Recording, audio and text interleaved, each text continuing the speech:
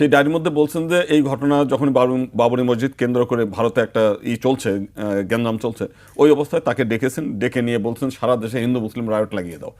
উনি বলছেন কেন এটা করবো, হিন্দুরা তো আমাদের রিজার্ভ ভোটার, আমরা তো এটা করতে পারি না। প্রত্যেকটি ঘটনায় আওয়ামী লীগ যখন তার কোনো একটা রাজনৈতিক ঝামেলার মধ্যে পড়ে, তখন একটা অঘটন ঘটিয়ে হিন্দুদের ঘাড়ের পর চাপিয়ে এই কাজটা সে সামনে।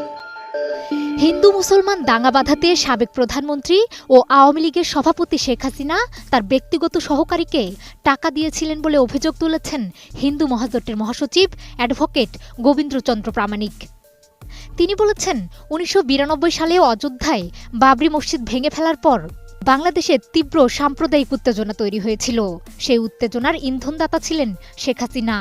তিনি তার ব্যক্তিগত সহকারী মতিউর রহমান রেন্টুকে দেশে হিন্দু মুসলমান দাঙ্গা বাঁধাতে নির্দেশ দেন, যা মতিউর রহমান রেন্টু আমার ফাঁসি চাই বইয়ে উল্লেখ করেছেন। ওই দাঙ্গা বাঁধানোর কারণ